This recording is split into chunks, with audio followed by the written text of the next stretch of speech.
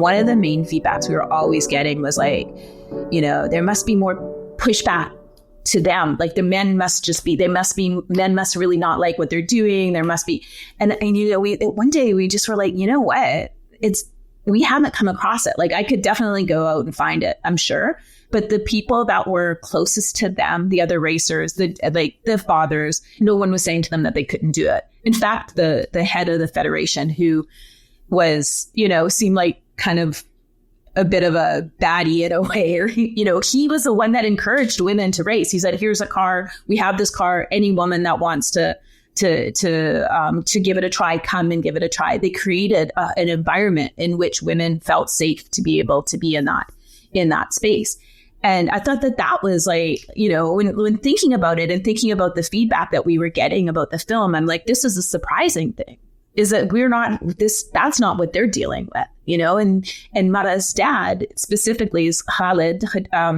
He grew up in a refugee camp. His family is originally from Haifa, and I think in 48, they were, his father fled to Jenin. And he was raised in a refugee camp, and he later, they moved out, but he was he made like dentures, like fake teeth, like dentures, yeah. And he had two daughters and 3 sons, and he loved racing, and his daughter loved racing, and his sons did too. They all loved cars, but in fact, his wife was like a driving instructor. Yeah. And he just saw the joy that his daughter got from racing, and just, they sacrificed so much to give her, to buy a car, to give her everything she needed to race. And Mara was, like when we go to the races in Jenin, people would just be cheering for her. Like she was just like this hero. And it was just so, again, in terms of those kinds of stereotypes, like it was so counter to what we would expect to be, happening. When you have, like at the time in Saudi Arabia, women weren't able to drive, and therefore everyone was like, oh, women in the Middle East can't drive. But you had these race car drivers at that time that were being celebrated for racing.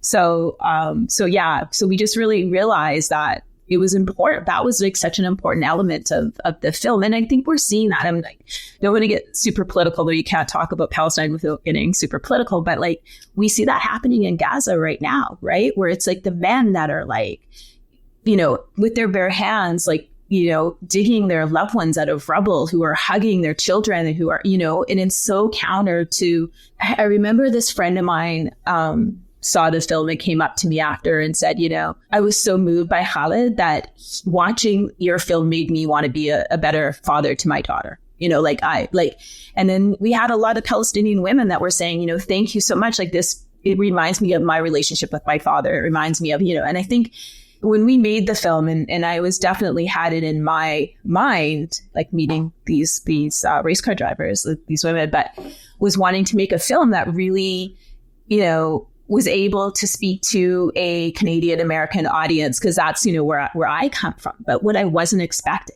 was that the film really touched people in the Middle East. It touched people in Palestine because of the way it celebrated joy and life. And it was reflective to how they see their lives, being lived, in the relationships that they had, and the fun and the joy.